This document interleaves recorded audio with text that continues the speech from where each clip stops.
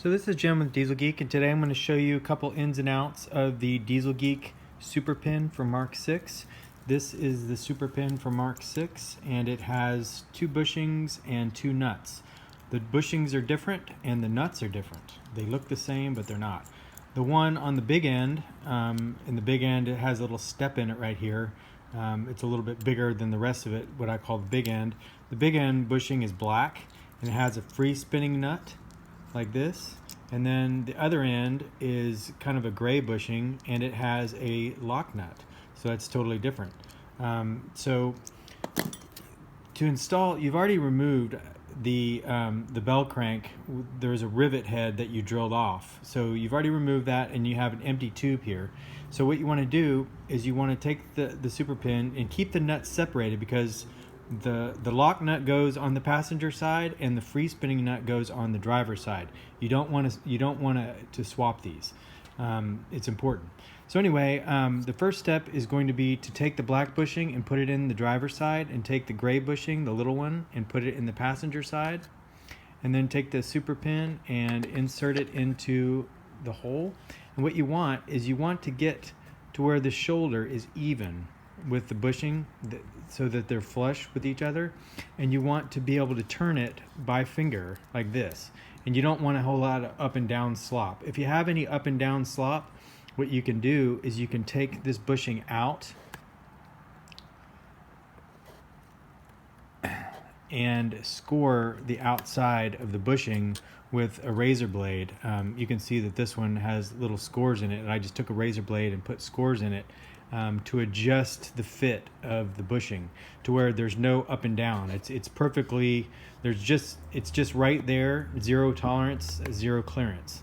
So what you want to do is you want it to be even. You want it to be turnable by hand, and sometimes you're going to find that it's tighter than that. And what you need to do, if it is you need to take the bushings back out and get a piece of maybe 400 grit sandpaper like this, and wrap it around a pin, and then use this as a sanding stick. And so what you want to do is you want to find out which bushing is tight. If it's the little one on the far side, you can find out by just putting that one in, and then putting the bushing in with the big end toward the driver's side, and you want to slip it in, and then you just want to turn it and see if that bushing is tight. If it's not tight on that side, then the tightness is going to be on this side.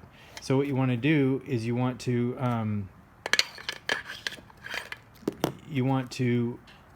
check, just to make sure. You want to check that the bushing is tight on this side. So you put it in, and if it doesn't move on this side, then you know you need to work on this side. So what you want to do is, with your sanding stick, is you just get in there and you just very gently just go around and try to find where the high spot is. There's probably just a single high spot that's keeping the bushing, that's making the bushing tight, and you just want to gently sand on it until you adjust the fit until it moves perfectly. And so you put it in, and then you just go until it moves freely on this side. And then once both sides move freely, you can put the bushings back in and put the pin back in, and it moves fine. So after you do that, you want to take the lock nut, and the lock nut has a little divot on it. There's 2 little divots, and this is a lock nut. You can see the divot right here where they pinched it with some sort of press, and there's another one on the other side, and that makes it a lock nut. So what you want to do is you want to go ahead and thread it on to the passenger side, and hold the driver's side with there's a 1/4 inch set of flats on the end of the shaft, and you want to tighten the passenger side nut until it starts to pull the shaft toward the passenger side, and then you want to stop. So you're just going to tighten, and see, you want this shoulder to be even with the outside of the bushing. So I've gone too far. I'm going to back it back off to where now it's sticking out too far, and you just basically try to adjust it to where it's even. And see there, that's about flush right there. And what this nut here does, you never want to tighten this, ever want to tighten this. All this nut does is it holds the shaft, it makes the correct length of the shaft, and it keeps end float from happening. So once you've done that, you can go ahead and put the bell crank back on. And the bell crank hole is not drilled for 5/16, so you're going to have to run your 5/16 drill bit through this hole to open it up just a little bit. It's going to be pretty close, but it's not going to be quite big enough to go on this 5/16 shaft. And if you're not in the United States, then you can use an 8mm drill bit and it works perfectly. So anyway, you go on, and I've also built in a little bit of a taper on this landing right here, to where once you push it on here, it'll and then tighten the nut, and you're going to use a free spinning nut on this side. You're going to go ahead and thread it on.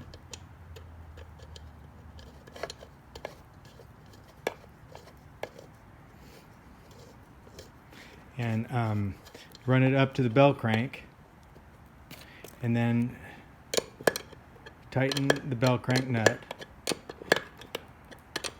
And there's gonna be you're gonna have a cable attached. So this is after you've hooked the cable onto the cable bushing, and you're gonna just hold and then tighten the nut until it's tight against the bell crank. And then you want to make sure that there's no infloat. Like if you put it like this, the shaft does not move like this. So it moves freely, and there's no infloat. And once you've done those things, you've installed the Dieselgeek Super Pin for Mark 6. And then the next step is going to be installing the FIG, and that's in another video. That's it.